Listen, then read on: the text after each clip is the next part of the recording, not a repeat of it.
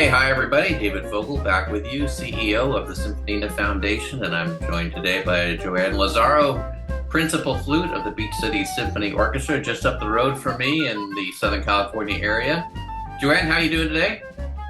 I'm doing great. Happy to be here. Yeah, thank you. And we've known each other a little bit for maybe a year and a half or so, and I want to thank you for being one of the judges on our recent 2024 Best Symphonina of the Year competition. Your comments Oh, were greatly appreciated, and we're moving ahead, as you know, with the recordings for Jordan Janosco and Alex Unseth, and also Christopher Reed, who was our third place finisher. And I'm very excited about the album that we'll be releasing later this year. So thank you again for your help. Greatly oh, it was appreciated. my pleasure. Yeah, my pleasure. I really enjoyed listening to the finalists. Quite a variety of compositions, different approaches, and very well done. Let me ask you a question. Like everybody has a story of how they get started with an instrument. Most people I've interviewed so far have started on the piano, but not everybody. So, as a principal flute for a symphony orchestra, did you pick up the flute first, or was it something else that led you to the flute?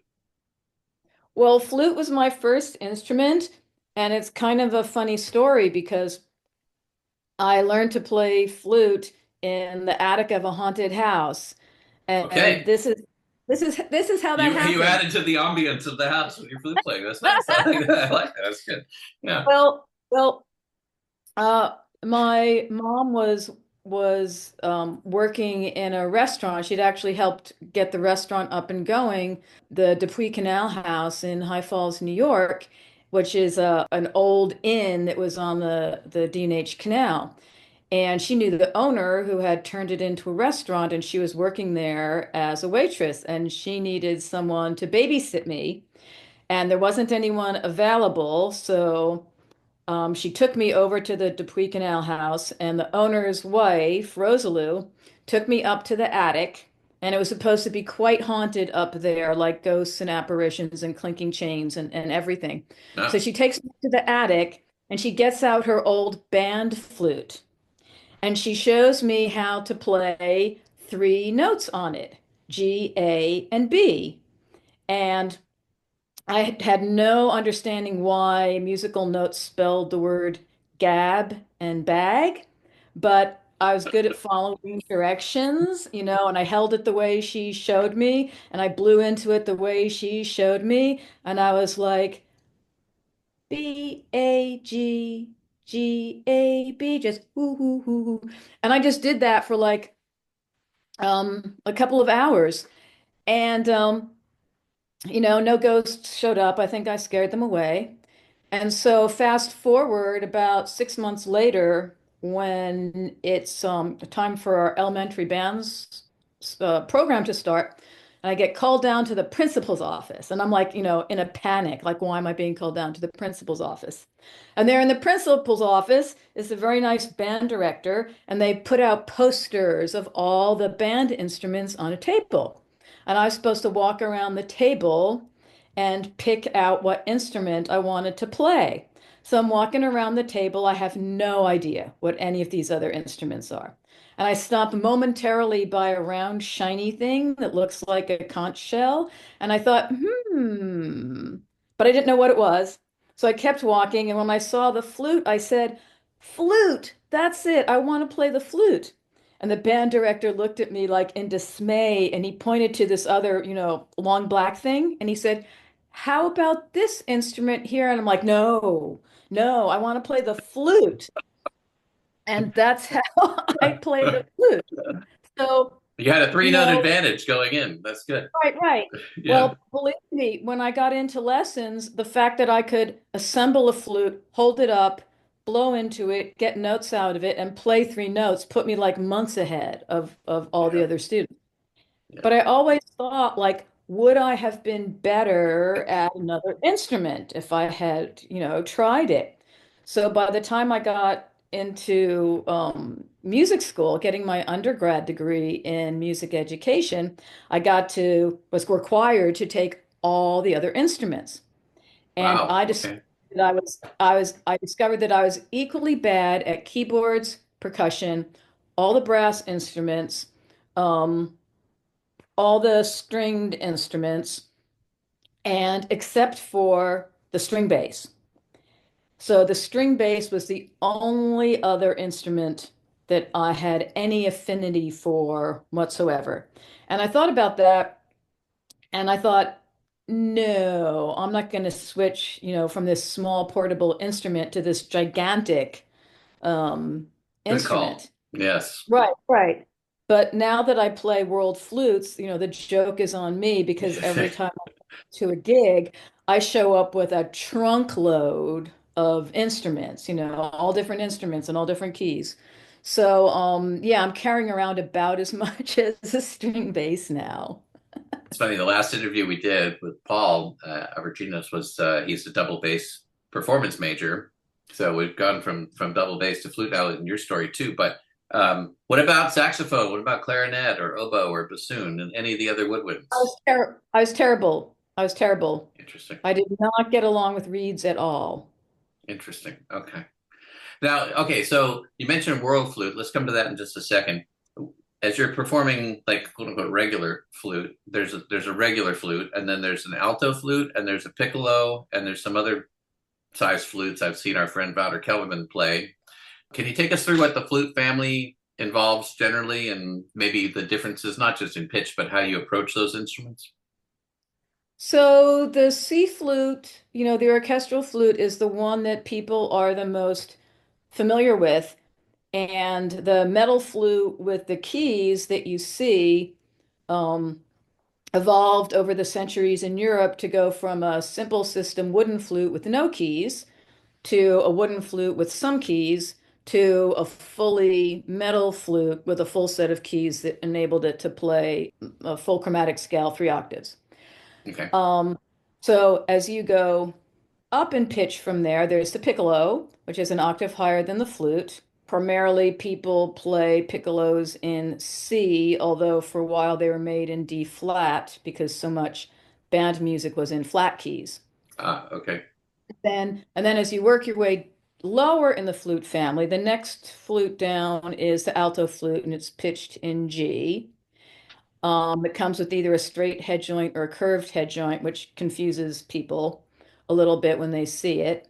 The next flute down is the bass flute, which is pitched 1 octave below the concert flute, and it's in C. And then once you get below that, there are bass flutes, contrabass flutes, and sub-contrabass flutes. Depending on the maker, they're either based in C, F, or G.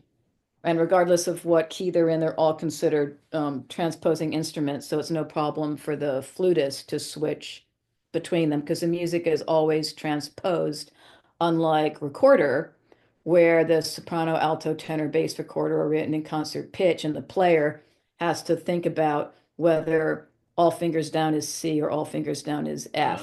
Wow. Okay. But for the flute family, everything's always I transposed. didn't remember that. I have a box of recorders that my dad had. My dad was a flute, sax, clarinet, and I believe bassoon player. Although, as I said, I never saw him play the bassoon, but I wouldn't put it past him. And a keyboard and a piano player.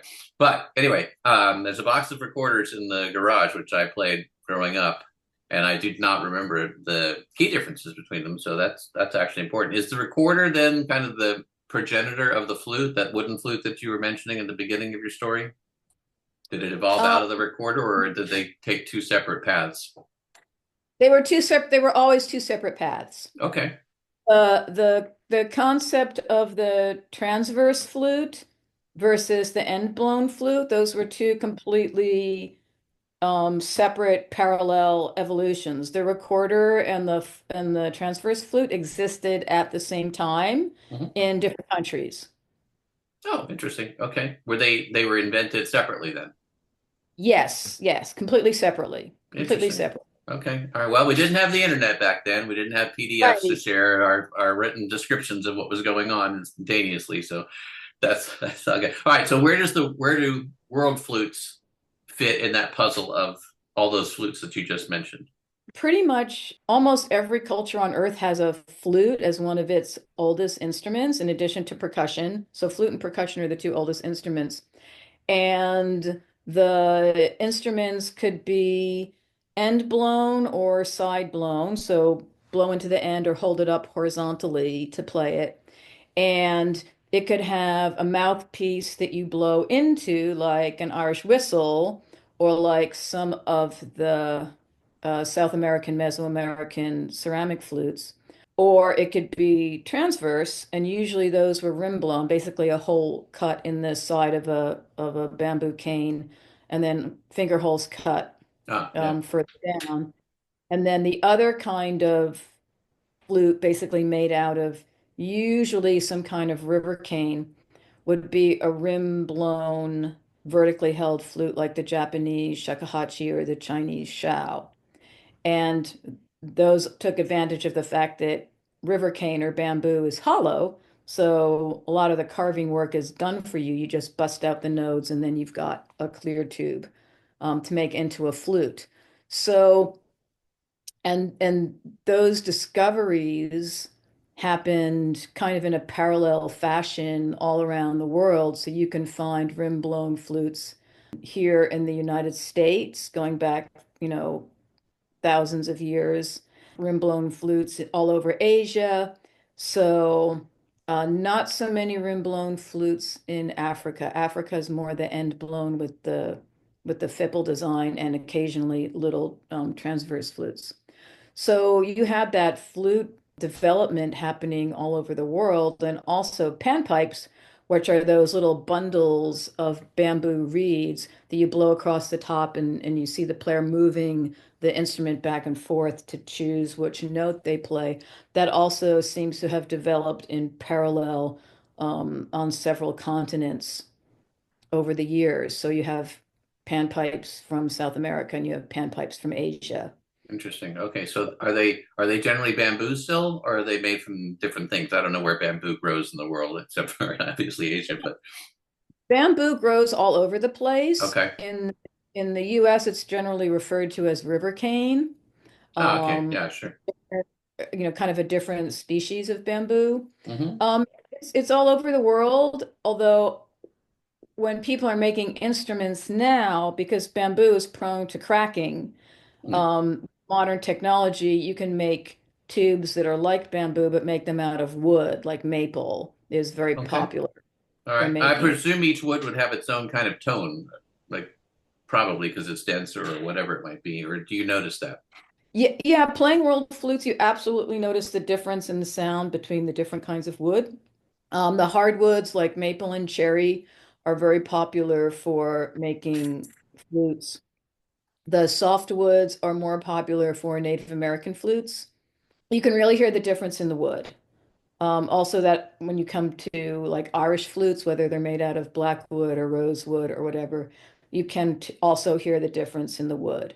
I have one Irish flute made out of a grenadilla and one made out of torrefied maple, and they both sound completely different. You can definitely tell the difference. Mm-hmm. Okay, so you had all this experience with different flutes, and you stuck with it, and then we fast forward to today. You're principal flute of the Beach Cities Symphony Orchestra. So what has been your professional symphonic flute trajectory, and how would you describe, how would you advise other budding flutists, or is it flautists, who would like to become professional as well?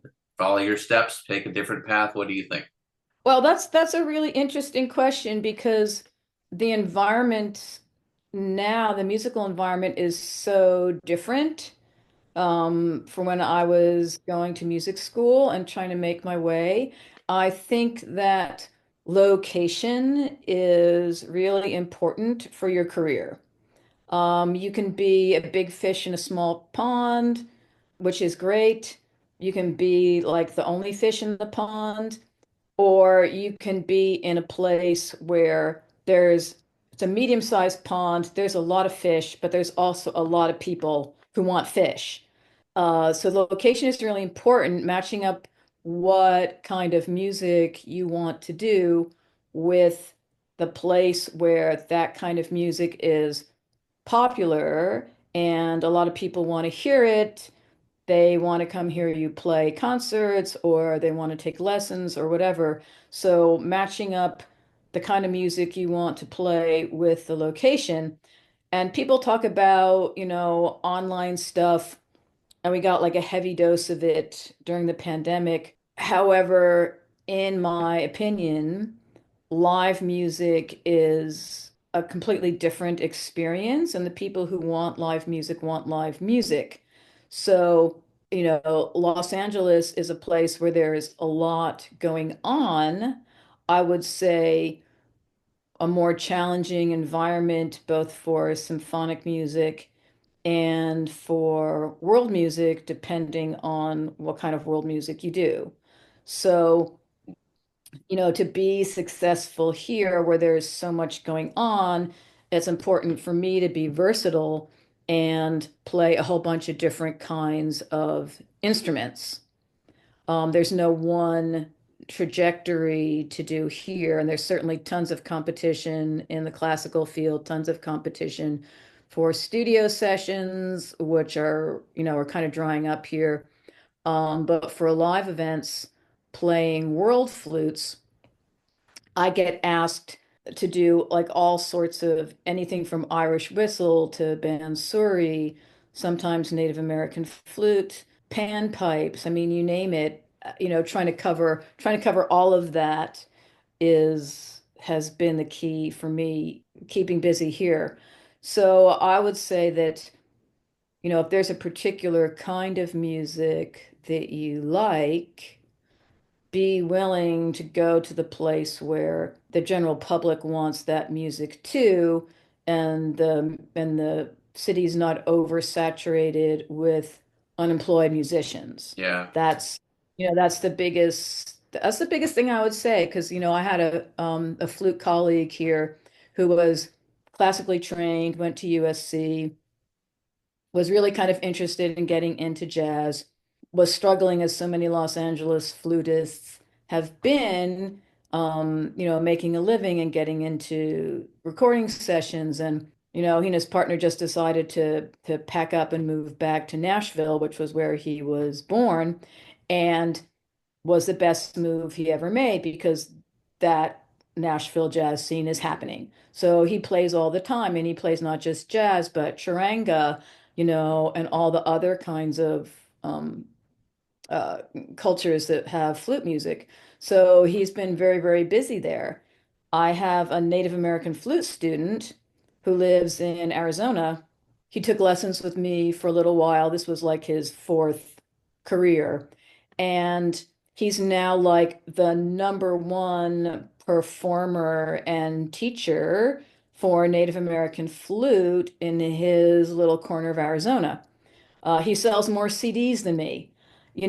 He's got more students than me. He does more Native American flute gigs than me because he's the big fish in the small pond, and there's a lot of people who want fish, and he's the one. Yeah. He's the one. So I think that location, your geographical location is still very important, and I think it's something that's not really properly emphasize. Some people say, oh, yeah, you can make your career online doing videos. That's no, not really. I mean, that's one path. And Mhm. if that's what you want to do, yay. If you want to be a YouTuber, yay, go for it. Mhm. Um, but if you're interested in live music, then the location is really important because there have to be people who want to hear the kind of music that you want to do. Yeah, and not to, I mean, there's opportunities that people make all over the place, and some people are better at making them than others. It's okay, but Right. even if you go on YouTube, I'm familiar with the saxophone education and the orchestration education landscape. I'm not familiar with the flute landscape, but I'm going to guess it's the same. There's a handful or two handfuls of people who've done very well and continue to do well, and then there's everybody else, and it's very difficult to break in, just like it is in anything where there's an establishment and you have to be the new person. How are you going to find that angle that allows you to get attention, and in a good positive way, not in a negative way, get good Right. attention, right? And make your own career. And it doesn't happen like that. It happens over long and consistent performance typically. So any of those things might be possible, but I bet in the traditional sense, when there's an opening at a symphony orchestra, for a tryout for anybody in the woodwinds, I'm expecting it's intensely competitive. Am I correct? Yes, hundreds of applications for It, every open for one spot, yeah, right. spot. Right, right. Yeah, yeah, and maybe it's tough. I don't know. Maybe you would know the answer to this. Maybe it's tougher in the woodwinds because in an orchestra, typically you might have two of each of those woodwinds. Whereas for a violin section, maybe you have 12 or 18 or however what you got for your first violins. And like when we record with Budapest scoring, for example, there's 12 first violins in 10 seconds. I don't know what there is in the Beach Cities Symphony Orchestra, but there's more than one. There's more than two. So Right, there's a whole section. Right. yeah, so maybe I don't know, but maybe there are more people trying out for those more spots too, but maybe the ratio is just the same. In any case, it's definitely going to be highly competitive. So I think in addition, I'm sure you'd agree you have to be as good as you can be at your instruments, whatever those instruments are, right? Yeah, and there's another thing which is hard to put into words, which is there's I think two kinds of orchestral players when it comes to flute. There's people who are very technically proficient. They play their instrument really well. They have all of the appropriate dynamics and expressiveness, and they play in tune, and there's like nothing wrong with the way they play. They play sort of as expected. And then there's the people that stand out because they personalize their sound a little bit. And depending on what your orchestra wants, do they just want a player that they can plug in like a puzzle piece who Hmm. will just play absolutely in the expected way, not rock the boat, Yeah, not bring anything new or fresh to the performance? Or do they want someone who's a little bit more singular, a little bit more expressive, who every once in a while the conductor's going to say, no, not like that. Would you do it this way instead? yeah, And I tend towards the latter. I really personalize my interpretations of orchestral stuff. And every once in a while, the conductor will say, flute, please, use articulations that are written, or, play it louder or softer or whatever, especially use the articulations that are written because I'll take a lot of liberties with that for two reasons. One, because I know that additions of music are not like, they're not God's word. Somebody, wrote that out by hand, and maybe they dragged the slur mark in the right place and maybe they didn't. Or based on my experience, maybe I think that that articulation is not going to carry in the concert hall, so I'll change it up a little bit. And sometimes the directors don't notice, and other times they're like, wait, what did you do? No, play what's written. and I'm sure they say So, thank you too. Sometimes they pat you on the back, right? So I mean, sometimes they will, if they like what I did, then there's no comment because okay, all right. So no, you're no, the umpire at a baseball game. You go unnoticed. That's the best thing you can do. Yeah, right, right, yeah. right. So if I've changed it up a little bit and it sounds good, the conductor's got a lot of things to pay attention to. And if what I did sounded fine, then and everyone else, sounded fine with it, then they're not gonna Well, that's really discouraging, I have to say. That would be nice to get the positive feedback, but okay. I mean, you get positive feedback afterwards when people say how much they loved your performance. But when it comes down to those little nitty gritty details of interpretation, you take your chances with other people liking your unique interpretation as opposed to wanting it to be more like what was written or more like the way orchestras traditionally play it. Yeah, So I know you do a lot of flute lessons, but you also are releasing new music. I saw a few things under your catalog from the last 10 years, all the way back to 2015, and you started your own record label as well. So I would like to ask you, just in general, what was the motivation for starting your own record label, and how's that all going? well, the motivation was at some point I had to fill out, places on a form when I was releasing my first album, and there was a field that said like record label, and it said, if your record label doesn't have a name, just put in your own name. And I thought, was I supposed to have a record label? Because, now you can release music completely independently. But yet the music distribution system, as it exists, assumes that there is a record label. So one of my friends said, "Oh yeah, just make up a name for your record label and just use it. And by using it, you don't have to incorporate it or file a DBA or anything. You just have to say this is the name of my label for the purposes of record distribution."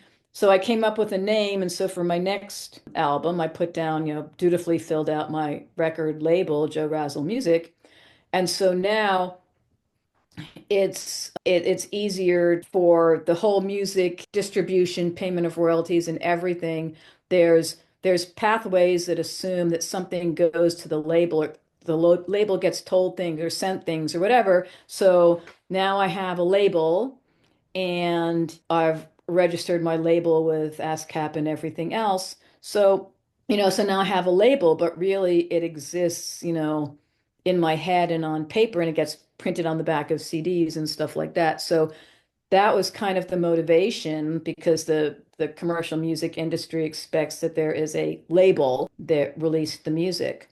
Since I do everything myself, I'm just my own label for better or for worse. Yeah. Um, Releasing albums has been, kind of a slow process. The current album that's in post-production now is called Hale Songs from the Rainforest.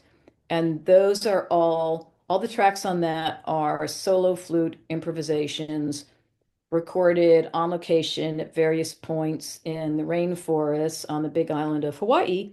And I just did it on my little Sony digital recorder, propping it up on a rock or a log or a Very railing. nice. And so that's being worked on, and I've found out the hard way that being your own label and being your own producer means that you learn all of the lessons the hard way by making the mistakes and then having to pay an audio engineer to fix them. So I'm now going through that process now. How much do I want to pay for noise removal? How hard do I want to work to get out? Wind on the microphone, that's like bad. That's bad. Airplanes overhead, Yes, exactly.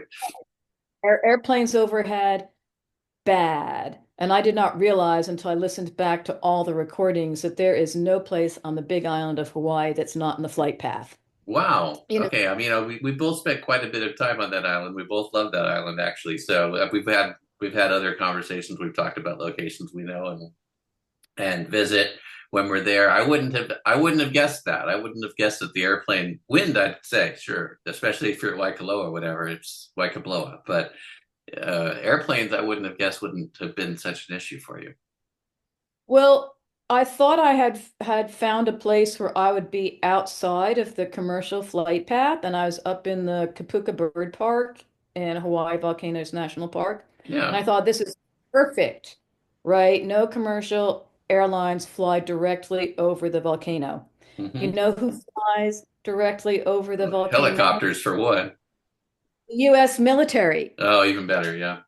I was recording, they were doing some military exercises, and after an hour or so, I had to give up because some of my best takes were ruined by low-flying military Goodness. aircraft. Goodness. Okay. Um, so I had learned the hard way that I should have constructed some sort of a windsock on my little digital recorder, and I should have also considered the fact that airplanes were always going to be a problem, and how much did I want to try to get rid of that? Because if it's supposed to be, sort of a spontaneous ambient experience where, you come across a flute player in the forest or whatever, yeah, there might be airplanes because it's just you can't get away from that in that location because they come in, they come in at all hours of the day and night.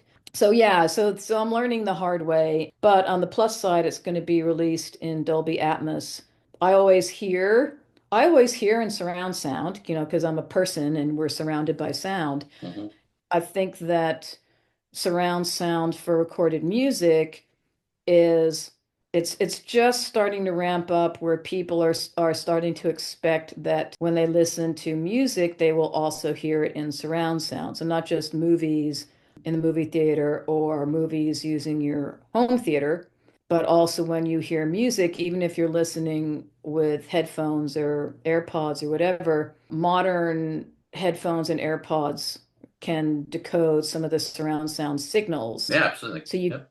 so you get more than stereo. Yeah. Um, so I think that as people learn to expect surround sound, then musicians who experience music as a full surround experience, I think you'll see more and more people recording that Especially for way. the rainforest. That sounds definitely like it's suitable for surround sound. Absolutely. Should we expect that out this year in 2025, or what's your timeline? That'll be out sometime this year. The process is kind of slow because the amount of noise removal is going to take a while. That's So okay. we're working on it one track at a time, and I'll probably wind up releasing it one track at a time, just because the process is going to be so long, and when all the tracks are done, bundle it up into an album. So yeah, that'll be sort of a gradual process. I think that's actually called a waterfall release, which is kind of funny because I recorded some of the songs at waterfalls, and also discovered that they too require noise mitigation because as a person, you stand next to a waterfall and you think, oh, what a beautiful, tinkly water sound. It sounds like you stuck the microphone into the water at Niagara Falls. So Yeah. that's, my audio engineer is great. And he says, oh yeah, I know exactly what you're talking about. It's, frequency modulation. We can make it sound like, a lovely little waterfalls and not like Niagara Falls in your ear. Very good. So, so Very yeah, it's the process. Hey, I want to ask you one more thing before I let you go. We talk a lot about music, but I think it's important as we're speaking to musicians to talk about a balance between music and other things in life from time to time. And if I know correctly, you're a long distance bicycle enthusiast. So, one of my questions is, have you done anything like on the Big Island with the Ironman and all that kind of stuff? But what are your diversions from doing flute playing and flute teaching and Well, I've always felt like I needed some physical activities to relieve stress. For a while, I was doing long distance cycling, and I rode from Los Angeles to Boston as part of a that would qualify as long distance? right. That was definitely long distance. And I discovered the hard way that I am a decent long distance cyclist, but not a fabulous long distance cyclist. And I wound up with some repetitive Mm, use injuries from that. Although I will be shipping my Trek carbon fiber bicycle. I'll be shipping it to Hawaii, and I do notice that there's lots of nice cycling there, but I'm not going to be putting in kind of those grueling miles. My other sport is swimming. I found that's really good for relieving stress. And then after the right after the pandemic, I took up Krav Maga, and I'm now working on my third belt.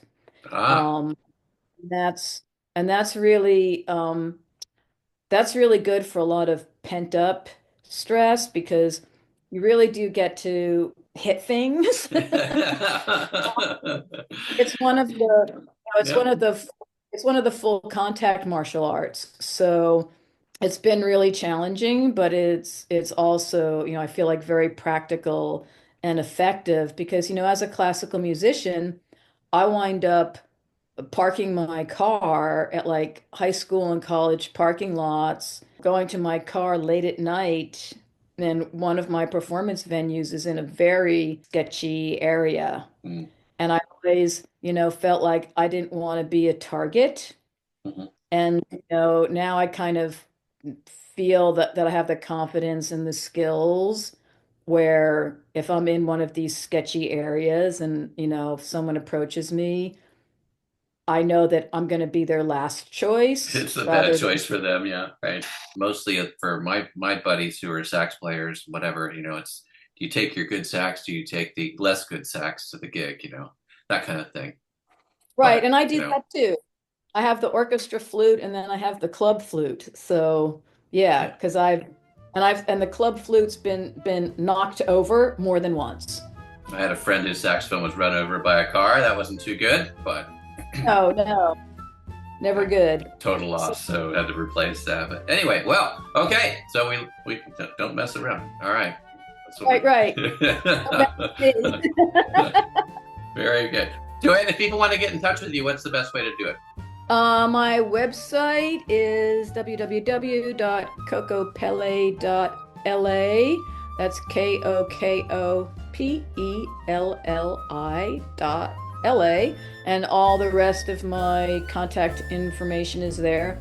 I'm also on Instagram, and I am also on YouTube, and you can just look me up under my name, Joanne Lazzaro. Thank you, Joanne. Like I said before, it's been great with your encouragement and support of our mission at the Symphonina Foundation. A pleasure to speak with you today. And we'll look forward to your release of your new album. When it's ready, we'll have you back on and we'll talk about it then. Okay, great. All right. Thank you. You have a good one. You too.